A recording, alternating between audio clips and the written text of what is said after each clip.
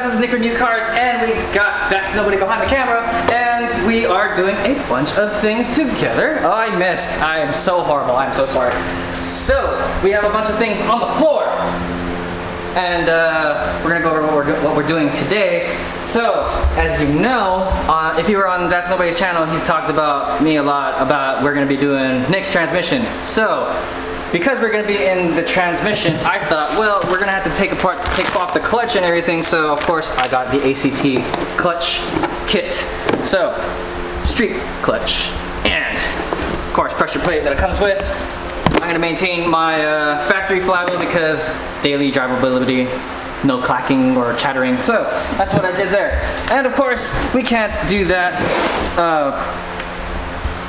Anyway, so while we're there, yeah, you see the blue box, right? You know what's in the blue box? A big old LSD. Oh, look at it. Okay, so the reason why I wanted to go do this LSD is because we were going to be in the transmission anyway. So in these boxes here, we have, of course, the installation kit for the Quaife. We also have a bunch of gears in here. So these are the Synchro gears that you saw we changed out in That's Nobody's transmission, as well as he did Trent's transmission, so I thought it'd be a good idea to build mine as well because reliability, durability, and we want that. Very much so. So, we have all those parts on the side. We've got a bunch of fluid here. We got the Motul SA75W90 as well as the Z-Max formula for transmission. So what this does is make sure that your transmission runs smoothly and when you're shifting and you're not going to be grinding gears so much. If it's grinding, it's your fault. So we got the fluid, differential, gears, installation kit, clutch. We're all gonna get this done most likely this weekend or faster.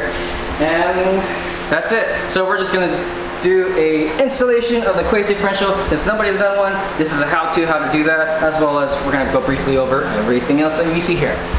All right, let's do this. Alright, so we got the car up in the air. You want to see how high it is? There's Justin, right? Hello. Look how tall this sucker is. Look at this. Look at that. Look at this. Look at that. Look at this. This thing is like super tall. It's like I'm making a monster truck, aren't I? Yeah. We just connected everything up here. We got battery up. We got the downpipe pretty much loosened up enough to the point where we can get it out, and we also have the intake. Of course, is not here. It's not there. Box is out for the battery. Of course, you just saw that, and we loosened the transmission mount up on top. Transmission is out. He's now pulling off this bracket, which I do have bushings to replace those rubber bushings because they're trash. So we're gonna go do that, and right now he's pulling out the throttle bearing. I'm gonna work on the clutch that's in here, and yeah, so that's what we got going on. I'll keep updating you on the way. We're gonna go work on the LSD together. Let's get going. So That's Nobody's got the bolts that's on top of their reverse thread. Okay, so you go righty to loosen, lefty to tighten it. So I'm not playing games here, okay? That is actually how you pull these bolts out of your gear shaft. So if you got an impact gun, where is it? Right here. So if you got an earthquake, you want to make sure that you are going in, not out, and you want to go in, and the bolt will come out. Yeah. So.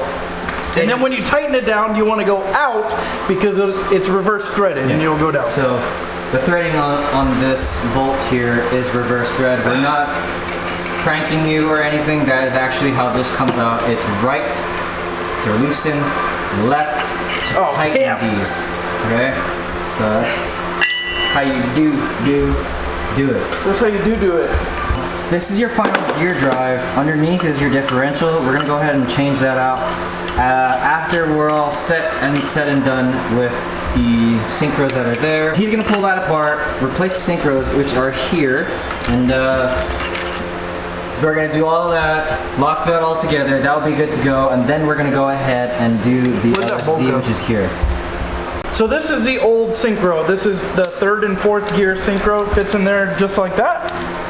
The reason why 3rd and 4th gear go out in the STs and the RSs is because you have this air gapped tab sticking out. You see how there's Little gap hole there. Gap, and then these tabs break off, and that's all the way around. And that's only third and fourth gear. Only third and fourth gear is like this. I don't know why they designed it like this. The rest of the gears are integrated. The tabs are integrated to the Synchro, so I don't understand why Ford designed it like that. They are garbage. We're gonna go ahead and check out the upgraded. See how the tabs are, see this tab right here? Sticking out, right? See this tab right here? It's integrated to the Synchro. It's beveled on in there, look at that. Yep. You guys see that? See the difference? So he's gonna go ahead and upgrade the Synchros there, and I'm actually gonna hand this camera over to Shu, which is hanging out with us today. What's going on? Woo! So I'm gonna hand this camera over. Here you go, sir. And then I'm gonna go ahead and work on everything else while you guys are doing that.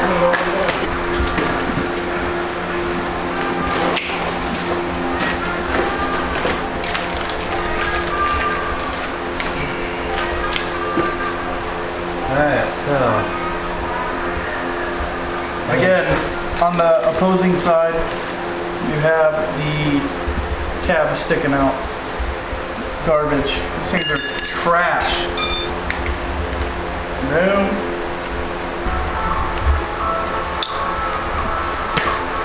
definitely not a moving car for you. Huh? Holy crap! What? You took it down that fast? Yeah. Dude, it wasn't even like that last time. You were down like that last Alright, time. you know what? I am greasing the clutch here. So ACT requires it, especially, well, they have the instructions here with the grease here. All it says is you need to lightly grease the splines that are in here with the grease provided. So you put it on your finger and then you're just gonna wipe on in there. Yeah. Oh yeah, just Get it in? Okay. get in there. And then, get that over there. And then all you gotta do is put the clutch in, pressure plate goes on. That's it, bolt it all up. 6 bolts. I'll get you the torque in a little bit, don't worry.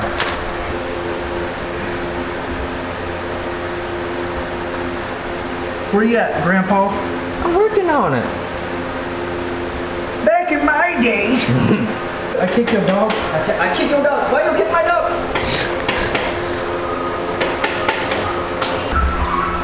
Alright, so you finished the synchros and everything like that just now. Oh, yeah. So they're all, that's all put together. All the new stuff is together over there. And now we separated the ring gear off of the factory differential. You might want to talk about how we did that. So all we needed to do was we had this flipped upside down. We retained 3 bolts here that were still Threaded in. So when you're threaded in, it's upward like this, or when you're looking at it, it's gonna be down like this with the ring gear, Well, actually, like so. boom. You'll have to have it in You need a to- star pattern, or excuse me, a triangular. I just dropped that and Yeah. lost that. So, example, a triangular pattern, a bolts like that. They're threaded in. All you're doing is tapping on each of the bolts, and then the ring gear Will pop falls off. away. And that's it. And you take these out. Those 3 that you used, do not reuse them again. You will have to retain at least 4 of these, 4 bolts that you did not tap on. You're going to use these to install the differential onto the ring gear. You're going to put them in a squared off pattern. So 1, 2, 3, 4. And then you're just going to, again, you're just going to tap it into place and lock it down. And from there, so after you do that, it's going to be 61 foot-pounds of torque on each of these bolts here. And that's it. The differential's done. Of course, we're going to have to put the bearings on here. So the one here, and there's also, of course, there's one on the other side, on the back-hand side of the differential. Those are in another kit, and we're going to go ahead and do that. Alright, as you can see here, we have a mess of things all over the place. So we got the transmission case over there, or one case part is over there, and the LSD. We had to stop because we have to press the bearing on that side. As you see, there is a problem because, yeah, the bearing is going to be hard to, the bearing is going to be hard to press on because we have a shaft that comes off of it compared to the Focus STs. So we need a big old socket so we can press the bearing on evenly, as you can see there on the other side there. So we're going to take that bearing, wherever it may be. I'll find it later. And then once we get that on, we can put that on the ring gear. And after that, we can go ahead and put that stuff back in, put the gear shafts back in its home right here. And after that, close up the case, reassemble everything, so all the pieces that you see here. We did end up having to modify the ACT clutch a little bit, the pressure plate that you see here. You see those dowel pins there. We actually had to drill them out a little bit to make them fit because the powder coating that's on it was kind of thick, so it wasn't allowing us to get the dowel pins to align correctly. But we did get them in. We had to torque in sequence. As you see, there are 6 bolts that are there. They're hex keys. We torqued it in sequence. We did initial torque of 12 foot-pounds all the way around, and then after that we did 25, then 26 foot-pounds of torque on each of them. And what we did was we put a bolt here, a transmission bolt there, and then we used a pry bar, a big old pry bar. We put it in the teeth as you see there, and we rested it against the bolt on the for the transmission bolt, and then put the pry bar into the teeth there, so we held the flywheel in place while we torqued all of that in there. So we have a ACT clutch in there with an organic disc that's in there, that's unsprung there, so that's good to go. We just have to resolve pressing the bearing on there, and we will resolve that tomorrow. So that's it for this day, and stay tuned for the next day.